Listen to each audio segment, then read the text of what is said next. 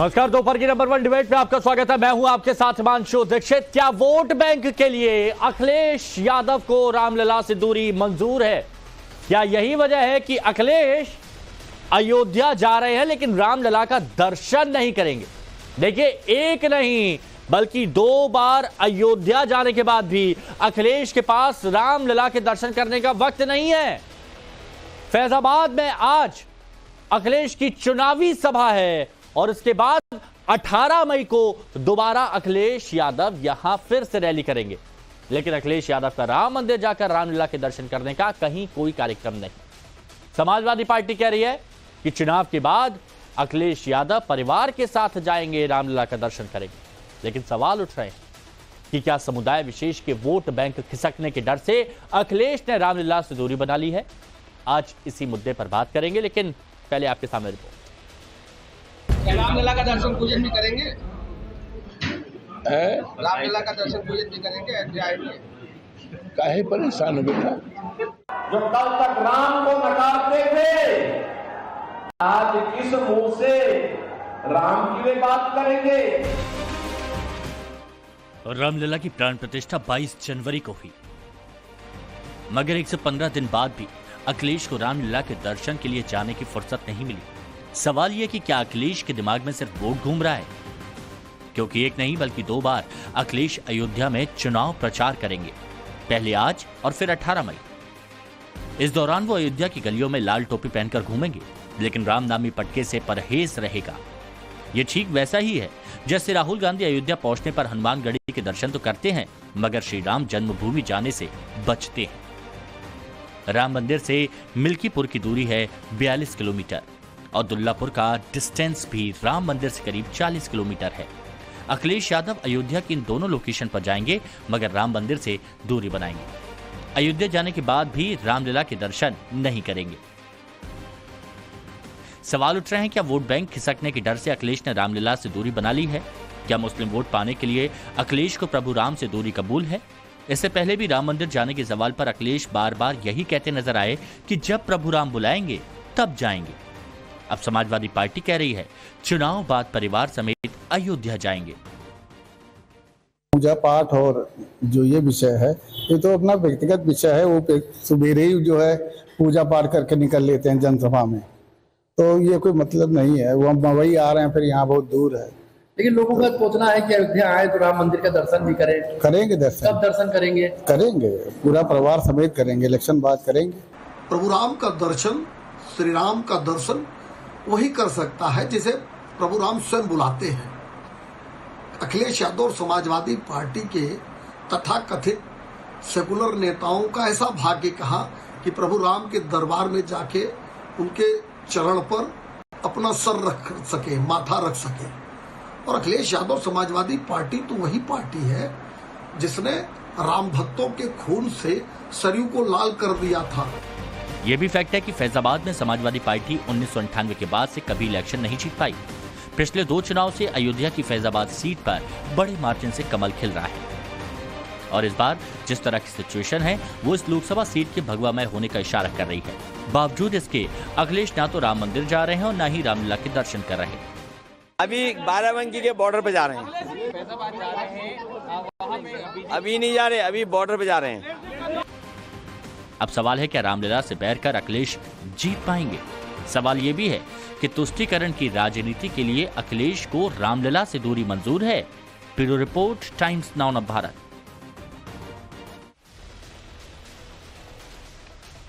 अब देखिए, कुछ मेहमान हमारे साथ जुड़े हैं, उनसे हम आपको मिलवाते हैं। हमारे साथ में एसएन सिंह साहब, बीजेपी के प्रवक्ता जुड़े हुए हैं। हमारे साथ में एचएस रावत जी, हिंदू धर्मगुरु जुड़े हुए हैं।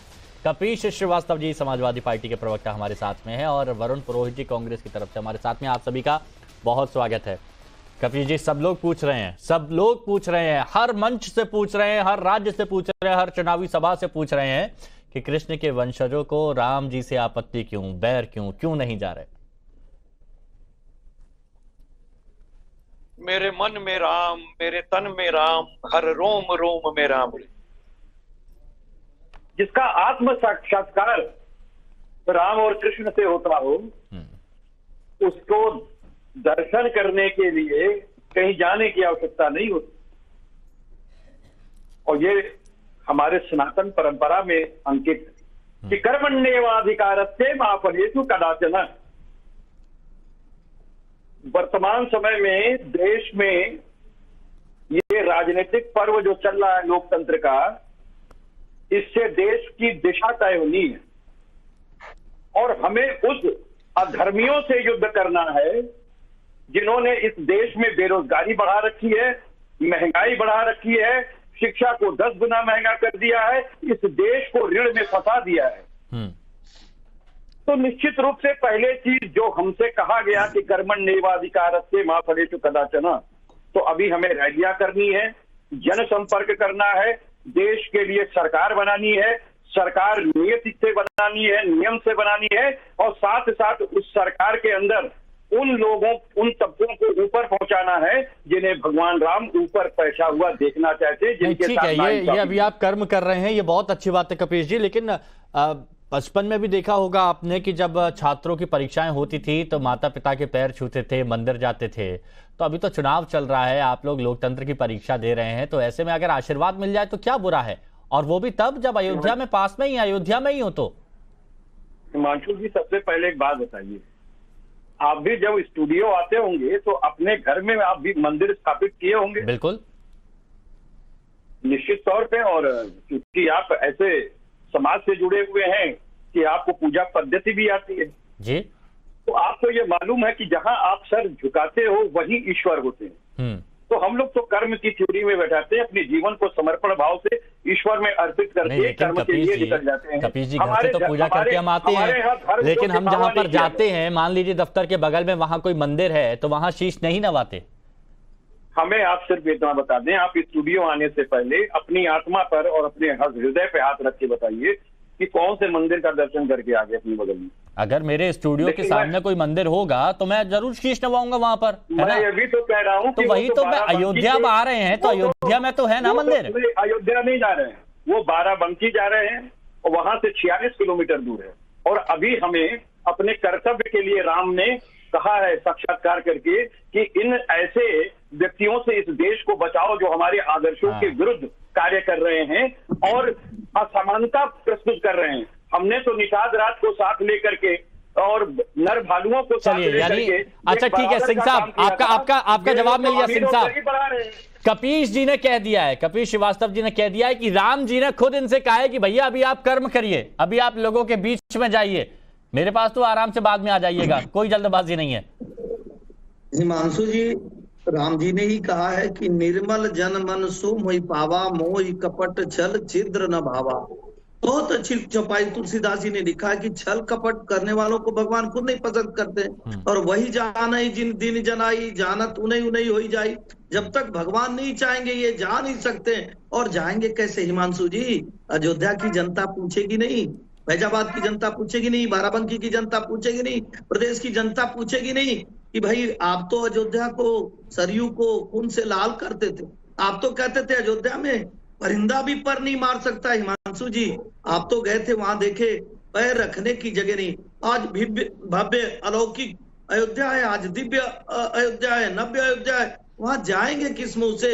और आज जानते हैं दो ही लहर चल रही है, एक राम लहर चल रही है, एक मोदी लहर चल रही है, और मोदी जी की तो अब सुनामी शुरू हो गई है, उसमें जाएंगे तो बह जाएंगे। ये जाएंगे किस मुंह से? ये तो कहते थे कि हवा में उड़ गए जय श्री राम। जब बहुत सुंदर प्रभु श्री राम जी का दिव्य भव्य मंदिर बन गया तो निश्चित तौर पे मुंह पे कालिक तो लग ही गया। तो ये वोट बैंक के डर से नहीं जा रहे हैं कि वोट बैंक खिसक जाएगा? हिमांशु जी देखिए, ये भारत बड़ा सुंदर देश है, ये तो धार्मिक देश है, और उत्तर प्रदेश तो देवभूमि पुण्य भूमि है। सभी धर्म के लोग जो प्रतिकार करने वाले थे, प्रतिपक्ष थे, जो मुस्लिम पक्षकार थे, वो भी वहां चले गए। हिंदू धर्म, मुस्लिम, ईसाई सब भगवान राम को मानते, उनका दर्शन करते हैं। सिवाय ऐसे अधर्मी, ऐसे विधर्मी जो भगवान की सत्ता को नहीं मानेंगे, जो सिर्फ परिवार को मानेंगे, जो सिर्फ अन्याय का कार्य करेंगे। ठीक है, तुरंत जवाब दे दीजिए, फिर वरुण पुरोहित जी और रावत साहब के पास आता हूँ। हाँ। हमारा वोट कट जाएगा, कहीं वोट नहीं कटेगा। वोट तो आपका नहीं जाने से कट रहा है, क्योंकि ये पूरी भूमि के लोग पूछेंगे भैया। अरे हो गया संसार, अब हमारी बारी। देवरिया के बाद गोरखपुर, मैं मेरे मित्र देवरिया के हैं, मैं एक चीज ये कह रहा था, देखिए हिमांशु भाई, इन्होंने कहा कि सरयू की धरती को लाल कर दिया। शायद ये कोरोना काल की बात कर रहे थे, जिसमें हिंदुओं की लाशों को, रामनामी चादर को गोली चलाने की बात कर रहे थे। आपको फिर मिलेगा, आपको फिर मिलेगा, सवाल की बात कर रहे थे, आपको फिर मिलेगा, आपको फिर मिलेगा, आपको फिर मिलेगा। सुन लेते, बात सुन लेते, पॉइंट पर आ जाइए, बाकी तो मेहमान इंतजार कर रहे हैं। मैं उसी पे जवाब सिंह साहब एक मिनट। देखिए निपेंद्र मिश्रा जी राम मंदिर ट्रस्ट के जो है वो ट्रस्टी हैं, और निपेंद्र मिश्रा जी उस समय वही प्रमुख मुख्य सचिव थे, और उन्होंने अभी हालिया अपने पत्रवार वार्ता में कहा कि मुलायम सिंह जी को तो मालूम भी नहीं था कि किस समय क्या हुआ, वो तो हम लोगों की देख रेख में था, और जिस तरीके से विधि की अनुरक्षा में प्रशासन को काम करना था, अब न्यायिक मजिस्ट्रेट ने किया, और उनको इन्होंने राम मंदिर का ट्रस्ट का ट्रस्टी बनाया है। ये पूछिए, और इन्होंने पद्म विभूषण क्यों दिया नेताजी को, इनसे पूछिए। और ये भी पूछिए 750 किसान जो जाट के, गुजर थे, पंजाबी थे और हिंदू थे, सनातनी थे, उनको बैठा करके इन्होंने वाटर कैनल से करवा के जान ले ली, जान ले ली, ये उसका जवाब कब देंगे? ठीक है रावत साहब आप क्या कहेंगे? आप क्या कहेंगे, क्यों अखिलेश यादव दूरी बना रहे हैं? मैं अखिलेश यादव की बात नहीं कर रहा, राहुल गांधी जी की भी बात करूंगा, वरुण पुरोहित जी से, लेकिन रावत साहब पहले आपका कमेंट। हिमांशु जी, नेताजी की बात याद आती है, उन्होंने कहा था कि अगर मैं गोली ना चलवाता ना तो मेरा वोट बैंक खिसक जाता। जब नेताजी धरती पुत्र जिनको बोलते हैं, इतने विद्वान, इतने इंटेलिजेंट नेता थे, जब उन्होंने सरेआम बोल दिया और फिर माफी भी मांग ली, तो अब इनकी स्थिति ये हो गई है कपिल जी की कि अगर मंदिर जाते हैं तो वो जो वोट बैंक है, जिनको डर नेताजी को था खिसकने का, वही वोट बैंक खिसकेगा। वही आजम खान है, वही नेता है जो ये कहते हैं कि अगर ऐसी सिचुएशन हुई, ये मंदिर की तरफ जाते हैं या हिंदुत्व का नारा देते हैं, तो हमारा मुसलमान वोट बैंक समाजवादी पार्टी को नहीं जाएगा। तो इसमें तो ये सीधी सी बात है, एमवाई फैक्टर है, मुस्लिम और यादवों का फैक्टर है, आज से तो ये चल नहीं रहा, जब से तो एमवाई फैक्टर में शुरू हुई, एमवाई फैक्टर में आज तक एमवाई फैक्टर चल रहा है। सुनिए ना, एमवाई फैक्टर की आप बात कर रहे हैं रावत साहब, तो एमवाई फैक्टर में तो जो यादव हैं वो तो काफी मानते हैं भगवान को, वो तो पूजा करते हैं, लेकिन पूजा करते हैं, लेकिन ओपनली अगर अब ये मंदिर में जाते हैं तो वोट बैंक खिसक जाएगा। और मैं तो ये देखने वाली बात है हिमांशु जी, जैसे कह रहे हैं कभी कपिल जी कर्म करना चाहिए, कर्मण्य वादकारस्ते मां फलेषु कदाचन है। अरे कर्म, अगर कोई मस्जिद आती है फिर देखेंगे वहां कर्म करते कि नहीं करते, मस्जिद के सामने जाकर के टोपी पहनते कि नहीं पहनते, वहां जाके मत्था रगड़ते कि नहीं रगड़ते। अगर उत्तर प्रदेश में किसी भी मस्जिद में नहीं गए तो फिर हम समझेंगे कि कर्म सही तरीके से कर रहे हैं। अगर मस्जिद में चले जाते हैं तो समझ लीजिएगा। ये बहुत सही पॉइंट उठा दिया, ये बहुत सही पॉइंट उठा दिया रावत साहब ने। इसलिए कपिल जी आपके कर्म का वहां पता चलेगा। अच्छा वरुण पुरोहित जी को भी इन्वॉल्व कर लेते हैं। वरुण पुरोहित जी कहाँ इतनी देर से अलग बैठे हैं? वरुण पुरोहित जी नमस्कार। राहुल गांधी जी पर सवाल, राहुल गांधी जी कब जाएंगे? देखिए अखिलेश जी का तो बोल दिया है कि अभी राम जी ने ही उनसे कह दिया है कि अभी आप कर्म कीजिए, चुनावों के बाद आ जाइएगा, कोई जल्दबाजी नहीं है। क्या राहुल गांधी जी को भी ऐसा कहा गया है क्या? हिमांशु जी, पहली बात तो यह है कि चुनाव चल रहा है, राजनीतिक चुनाव होता है, पॉलिटिकल चुनाव है, ये इलेक्टोरल पॉलिटिक्स का चुनाव है, ये धार्मिक आयोजन नहीं है। नवरात्रि नहीं चल रहे कि धार्मिक आयोजन में क्यों नहीं गए, क्या नहीं गए। ये जो नैरेटिव क्रिएट करना चाह रहे हैं पूरे देश के अंदर, ये बिल्कुल लोकतंत्र नहीं मूर्खतंत्र का परिचय है। आप मुझे बताइए हिंदुत्व क्या होता है? भाई हिंदुत्व तो इनकी थ्योरी है, दूसरी पार्टियों की थ्योरी थोड़ी है। बार बार कर रहे हैं आप हिंदुत्व क्यों नहीं कर रहे? आप, अरे भाई आपकी पार्टी अलग है, दूसरी पार्टी अलग है, वो अपने हिसाब से चुनाव लड़ रही है। थ्योरी क्या है? ये लो ये आगे बीच में, अरे भाई आप मत सिखाओ थ्योरी, रावत साहब मुझे सिखाने की जरूरत जी। आपने कहा ये लोकतंत्र नहीं है, मूर्ख तंत्र। बीच में नहीं, आपने एक मिनट वरुण जी, आपने कहा ये लोकतंत्र नहीं मूर्ख तंत्र का परिचायक है, लेकिन ऐसे वक्त पर अगर कोई मंदिर जाता है या फिर मस्जिद जाता है, वहां पर आशीर्वाद लेता है, वहां पर मत्था टेकता है, तो क्या ये गलत है? क्योंकि कई लोग जाते हैं। मेरी बात सुनो, आप कई लोग जाते हैं, जैसे मान लीजिए मैं गिरिराज जी की परिक्रमा देने जाता हूं तो मेरा विश्वास है, किसी को हनुमान जी के मंदिर जाता है उसका विश्वास है, आप किसी को ओवरलैप थोड़ी कर सकते हो। हमारे यहाँ पर धर्म नहीं है, हमारे यहाँ पे फिलोसफी, मैंने कई बार कहा फिलोसफी है, वे ऑफ लाइफ है, जिसको जैसा स्वरूप भगवान का पसंद आ रहा है वैसे कर रहा है। ये एक जैसे मृत्यु प्रमाण पत्र, जन्म प्रमाण पत्र, जैसे क्या बीजेपी का प्रमाण पत्र मिलेगा? व्यक्तिगत नहीं है ना कि राम मंदिर को लेकर बीजेपी क्रेडिट लेती है, तो इस वजह से वहां नहीं जा रहे हैं। वो मुझे बताओ, इज इट कंपलसरी कि राम मंदिर जाएगा तो ये आदमी हिंदुस्तान में रहेगा, या हिंदू होगा, या धर्म आचरण वाला होगा, धार्मिक आचरण वाला? ये कोई सर्टिफिकेट लेने की आवश्यकता है? जन्म प्रमाण पत्र, मृत्यु प्रमाण पत्र की जैसे कोई नया प्रमाण पत्र प्रारंभ कर दिया? ये इस तरह का जो नैरेटिव कर रहे हैं, ये इसलिए कर रहे हैं। मैं आपको एक बात और बता रहा हूँ, अभी डिबेट में भी जैसे जाए बीच में किसी को बोलने नहीं देते, वैसे ही चुनाव हो रहा है। जनता इसलिए उदासीन हो गई, इसलिए वोट नहीं पड़ रहा है ज्यादा। जनता हो गई सब लोगों से परेशान है, नेताओं से। दिन भर यही काम करेंगे, झूठे वादे, चाहे बीजेपी हो, दूसरी पार्टियां हो, सब झूठे वादे के अलावा क्या कर रही है पार्टी? इसलिए उदासीनता आ गई, इसलिए लोग, जबकि जागृति हो गई, लिटरेसी रेट बढ़ गई, तो वोटिंग टर्नआउट तो ज्यादा बढ़ना चाहिए, तो कम होता जा रहा है, वो इसलिए हो रहा है। अच्छा, और रही बात राम नहीं वरुण जी, यानी वरुण जी आपका यहां पर ये मानना है, आप क्लियर ये सोचते हैं कि जरूरी नहीं है कि वहां पर मंदिर जाएं, और हो सकता है कि आगे भी शायद नहीं जाएंगे, ये उनकी सोच के ऊपर है। अपना विश्वास है, अपनी आस्था है, जिसको जिस मंदिर में जाना है, जहां पे आस्था अपनी रखनी है, जिसका पाठ करना है, कोई हनुमान चालीसा करता है, कोई रात में तांत्रिक बगलामुखी के पाठ करता है, आप कैसे चेंज कर सकते हो? नहीं, सब जने यही पाठ करो, जिसको जो मंत्र, जैसे कोई महामृत्युंजय, कोई गायत्री मंत्र, हमारे यहाँ सब व्यापक है। नहीं, व्यापक है। राहुल गांधी जी बाकी मंदिरों में भी गए हैं, मस्जिदों में भी गए हैं, वो तस्वीर तो सबने देखी है। आपने मस्जिद अपने देखिए, राहुल गांधी की जहाँ इच्छा होगी वहाँ जाएंगे, नहीं जाएंगे, एक मनुष्य की जहाँ। तो मैं वही तो मैं पूछ रहा हूँ कि मंदिर भी वो जाते हैं, मस्जिद भी वो जाते हैं, लेकिन यहाँ से क्या दिक्कत है, क्यों दूरी है, ये पूछ रहा हूँ। वो कोई दिक्कत नहीं है। अब मैं आपको मस्जिद की आपने बात की, इन दोनों जो बीजेपी के प्रवर्तक हैं, इनसे पूछिए क्या मस्जिद नहीं बन रही क्या वहां पे? इतनी भव्य मस्जिद बनेगी अयोध्या में, पूरी दुनिया में नहीं बन रही, कैसे बनने दे रहे हो? आप हिंदू कर रहे हो तो वहां पे फिर उस स्ट्रक्चर को हटा करके आपने बिरला मंदिर ही चला जाएगा आदमी। किसने रोका है? नमाज पढ़ोगे उस मस्जिद में? नहीं, फिर मस्जिद क्यों बोल रहे हैं? अरे वो ये कह रहे हैं कि भाई अगर वहां जाते हैं तो यहाँ पर भी जाइए मस्जिद में। हाँ, सिंह साहब कुछ कहना चाह रहे हैं, बोलिए। हिमांशु जी, हमारे मित्र को या तो ज्ञान नहीं है, या तो ज्ञान है तो हिंदुओं को जो गाली देने का कार्य कांग्रेस करती है, वही काम ये भी कर रहे हैं। वे आप लाइफ आपकी दूसरी चीजें हो सकती हैं, हमारे आस्था के केंद्र बिंदु, भारत की आस्था की पहचान, भारत की सांस्कृतिक आस्था की पहचान को आप करें, वे आप लाइफ है, हम माने चाहे न माने। अरे भाई, आपके माने न माने से अयोध्या का मान सम्मान नहीं घटता है। आपका मान सम्मान बेशक घट गया है कि आप अयोध्या को नहीं माने, यही बात आप मस्जिद के लिए कह दीजिए, यही बात चादर चढ़ाने के लिए कह दीजिए, यही बात दूसरे धर्म के लिए कह दीजिए। हमेशा हिंदू धर्म को अपमानित करने का कार्य कांग्रेस क्यों करती है?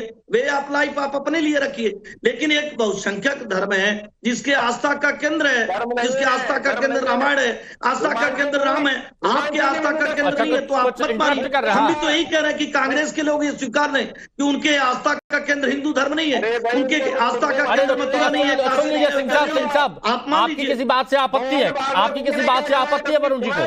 हाँ, कभी मोहन भागवत जी को सुना है आपने? नहीं सुना, इसलिए ऐसी बात कर रहे हो, दूसरे को ज्ञान नहीं है। आप मां ज्ञान हो, आपके कितने में जागृत है। मोहन भागवत जी का भी पढ़ाया गया आपने? सभी लोग चाहते हैं मोहन भागवत जी को पढ़ाया कभी? का मंदिर बने, नहीं पढ़ाया। अब इनसे क्या बहस करोगे आप? मोहन भागवत जी को काफी फॉलो करते हैं वरुण पुरोहित जी, लगता है। मैं तो इनको सिखा रहा हूँ, मुझे ज्ञान बांट रहे थे कि मैं ज्ञानी नहीं हूँ। सिंह साहब, एक मिनट, राम राज की कल्पना परिकल्पना भाषा इनके सॉफ्टवेयर में डाल दूं को भी आप नहीं मानते। एक धर्म की तुष्टीकरण के लिए, ठीक है, ये तुष्टीकरण की राजनीति करते हैं कांग्रेस वाले, ये आप कह रहे हैं, लेकिन यहाँ पर वरुण पुरोहित जी का कुछ और कहना है। मैं आ रहा हूँ, आप ही की बात चल रही थी, एक मिनट रुकिए। एक कैसेट की जैसे बोले जाते हैं, दूसरे को बोलने नहीं देते। रुक गए। मोहन भागवत जी ने खुद ने कहा हिंदू धर्म देगा। अरे भाई, आप कौन क्या माँ मुंह को बैठा रखा है हिमांशु जी? आप नहीं, ऐसे मत बोलिए सिंह साहब। गाली मत करो भगवान को, गाली मत करो भगवान को, गाली मत करो भगवान को। नहीं, बिल्कुल नहीं। एक मिनट सिंह साहब, नहीं, गलत तरीके से बातों को संदर्भित करना गलत है। उन्होंने ऐसा कुछ नहीं कहा, किसी को उन्होंने गाली नहीं बकी है ना, किसी को अपशब्द नहीं कहे हैं। एक बार उनकी बात सुन लेते हैं ना। हमारा वे ऑफ लाइफ है कि बहुसंख्यक धर्म को अपमानित करें। नहीं किया, यहाँ पर तो नहीं किया, और मैं किसी को करने भी नहीं दूंगा, चाहे वो आप हो या ये है, किसी को नहीं करने दूंगा ना, अच्छा नहीं लगता है। एक मिनट इनकी बात कंप्लीट हो जाए फिर आगे बढ़ते, थोड़ा सा रुकिए। हाँ, इसीलिए मैंने कहा उदासीनता हो गई, जनता में वोट नहीं दे रहे, इनकी बातें सुनिए। मोहन भागवत जी आदरणीय है, कोई जरूरी नहीं पॉलिटिकल बात ही हो, कोई बात की, कोई इतने बड़े आदमी कुछ कहते हैं उसको ग्रहण करना चाहिए। उन्होंने खुद ने कई बार कहा है कि हमारा रिलीजन नहीं है, हमारी फिलोसफी है। इस्लाम एक रिलीजन है, आप उसको समझो बात को, तो समझेंगे नहीं, रटी रटाई कैसे बजा के इनको तो दिन भर यही बोलेंगे आप, इनके कोई शब्दों में हेरफेर नहीं देखोगे आप, और दूसरे को कहेंगे या ज्ञानी है, मूर्ख है, इनको सब कुछ कुंडली में जागृत भी इनकी है, वेदों का ज्ञान भी रावण की जैसे। लेकिन वरुण पुरोहित जी, एक मिनट वरुण पुरोहित जी, देखिए एनडीए के जो देखिए एक मिनट, इंडिया गठबंधन के बहुत से ऐसे नेता हैं, चाहे वो दक्षिण से हो चाहे वो यहां से हो, जिन्होंने काफी बयानबाजी की है, जिन्होंने हिंदुत्व को लेकर बयानबाजी की है, जिन्होंने राम मंदिर को लेकर बयानबाजी की है, तो इसका तो इम्पैक्ट आपको लगेगा ना कि पड़ेगा। मैंने उसको हमेशा निंदा की उस बात की।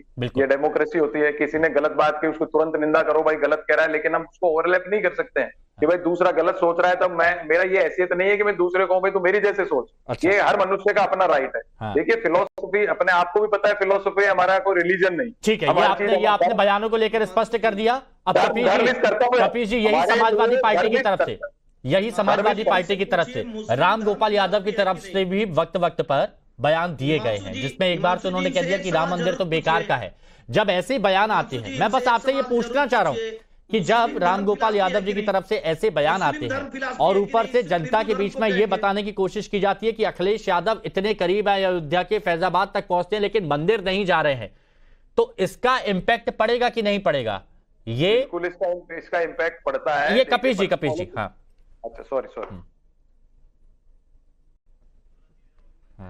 एक ही बात का फर्क पड़ता है कि आपके मन में वाकई राम है या आप दूसरों के लिए मरा लेकर के जा रहे हैं। निश्चल है कि नहीं मन? हम तो जब निकलते हैं, हमारे नेता जब निकलते हैं घर से, तो समर्पण भाव से कह के जाते हैं कि ये ही विधि हो ही नाथ हित मोरा और करहु सुबह की दास में। बहुत बढ़िया।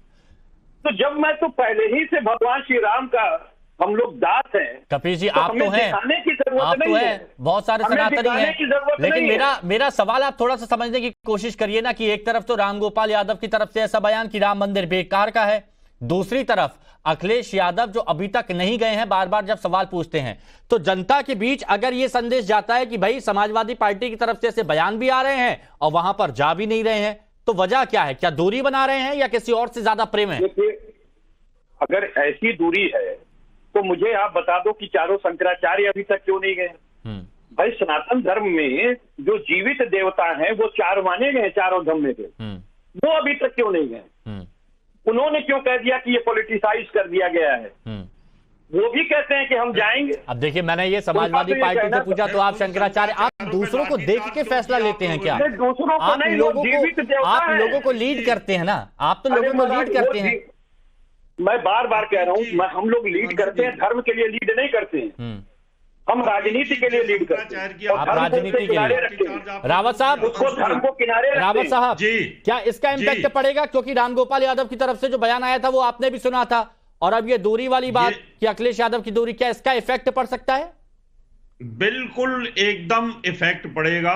ये तो ये चाहते हैं कि मुसलमानों की जितनी तारीफ की जाए वो करें, और वो तो एक वोट के लिए तरस रहे हैं इस समय पर। इनको लगता है कि किसी प्रकार से मुसलमान वोट बैंक कहीं छिटक न जाए, और अगर छिटकती है तो इनको सबसे बड़ा सीधा लॉस है। तो ये एम्बाई फैक्टर से अलग हो ही नहीं सकते। ये हिंदुओं को गाली दे सकते हैं, हिंदुओं को मरवा सकते हैं, और जिस शंकराचार्य की बात कर रहे हैं कपीश जी, उन्हीं शंकराचार्य पर लाठीचार्ज किया था और अखिलेश की सरकार ने मार दिया होता उनको।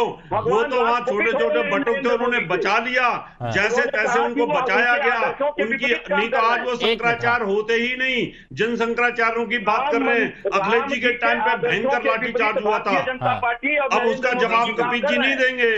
कपीश जी से पूछ रहा हूँ, आपको इतना ही अगर शंकराचार्य जी से था तो आपने क्यों लाठीचार्ज किया उनके ऊपर? आपने तो उनको मार दिया होता पूरी तरीके से।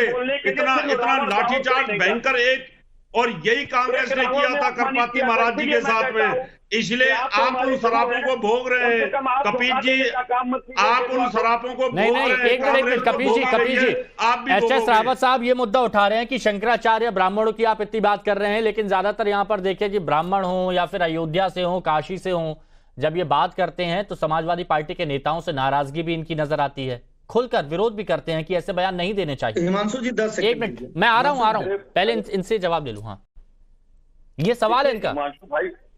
हिमांशु भाई, उनका सवाल जो है वो बनाया हुआ बेतुका सवाल है। मैं रावत साहब हम लोगों को हिंदू मानने के लिए तैयार नहीं, जबकि हम सारे लोग सनातनी और पुरातनी, जितने यहाँ बैठे हुए इसमें सभी सनातनी और पुरातनी नाम से ही जाना जा सकता है, और हम धर्म के लिए शास्त्रार्थ करने के लिए तैयार हैं, जबकि हम एक राजनीतिक और विधिक व्यक्ति हैं। तो कपिल जी, यही तो आम जनमानस के मन में यही तो बात है कि जब आपकी विचारधारा ये है तो वो खुलकर दिखती क्यों नहीं है? मैं तो कह रहा हूं कि विचारधारा हमारी स्पष्ट है। विचारधारा इस बात को कहती है कि कृपया आप तुरंत स्पष्ट रूप से जो है, आवाज आ रही है क्या? आ रही है, आपकी आवाज आ रही है। देखिए, ये साफ कहती है हमारी विचारधारा कि आपको पॉलिटिकल अगर बनना है, आपकी पार्टी को इस देश को नेतृत्व देना है, तो आप बेरोजगारी पे बात करो, क्योंकि वो राम का काम है। आप अस्पृश्यता को मिटाओ, आप समाज के अंदर अमीर और गरीब की खाई को मिटाओ, आप जातीय वर्ग विभेद को मिटाओ। तो ये काम के सिंह साहब देखिए, सिंह साहब समाजवादी पार्टी कपिल श्रीवास्तव ये बताना चाह रहे हैं कि अगर वो राजनीति करते हैं, पॉलिटिक्स करते हैं, तो उसमें धर्म को कहीं पर जगह नहीं देते, भले ही वो सत्ता में थे या नहीं है या आएंगे, तब भी किसी एक को महत्वता नहीं देंगे। देखिए कथनी करने में कितना अंतर होता है। अगर वो अयोध्या जाएंगे तो बेरोजगारी बढ़ जाएगी, लेकिन अतीक अहमद और मुख्तार अंसारी के यहाँ जाएंगे तो बेरोजगारी घट जाती है, महंगाई घट जाती है। जाते हैं साधु सन्यासियों को चिरंजीवी कह देंगे, लेकिन किसी मौलवी को कुछ कह के दिखा दें। सुंदरकांड को अश्लीलता से जोड़ देंगे, काशी में कहेंगे कि लोग अंतिम समय में जाते हैं, लेकिन किसी मौलवी के बारे में, किसी मदरसे के बारे में नहीं कहेंगे। तो साफ दिखता है कि इनकी कथनी और करनी में कितना अंतर है। अरे मैं कह रहा हूँ कि सभी धर्मों में दोष है।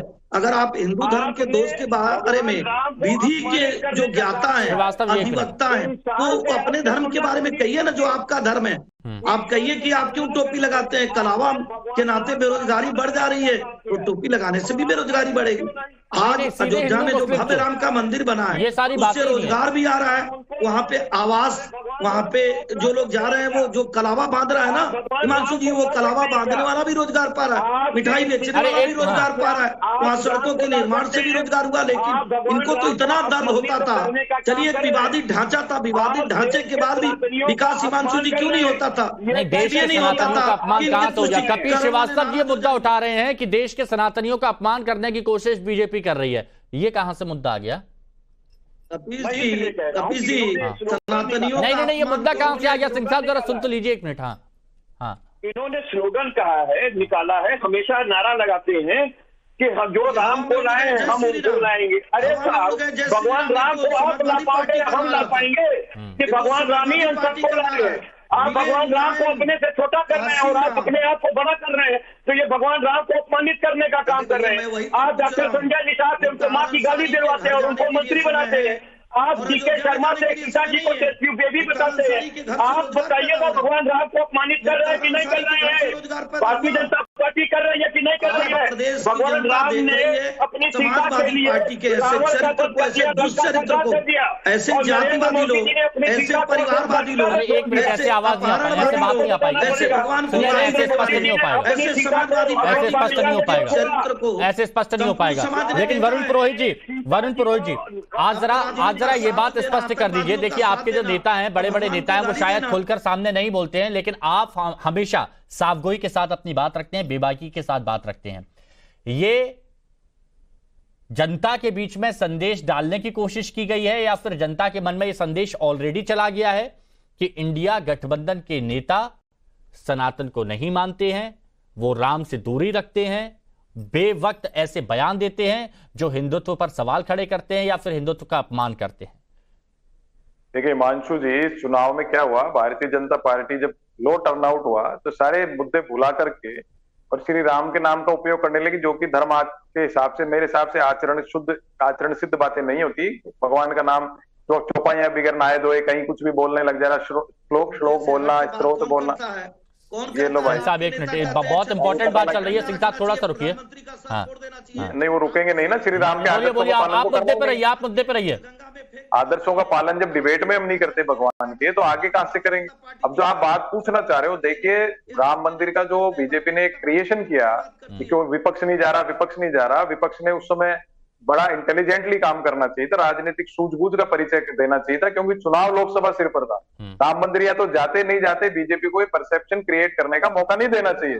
अगर आप चले जाते, चुपचाप जाते, आ जाते, बीजेपी क्या बोलती। ये परसेप्शन, मैंने कहा ना, राजनीतिक सूझबूझ, राजनीतिक गहराई की आवश्यकता थी, जिसकी विपक्ष में अभाव रहा है, कमी रही है। इसके कारण बीजेपी इसको बार बार अभी तक चुनाव के चौथे चरण, तीसरे चरण में भी इसको बुलाने का प्रयास कर रही है, लेकिन आम जनता जो है, मैंने आपको फिर का उदासीन। वरुण जी, लेकिन वरुण जी एक बात बताइए, आपके मन में इच्छा है कि आप राम मंदिर जाना चाहते हैं?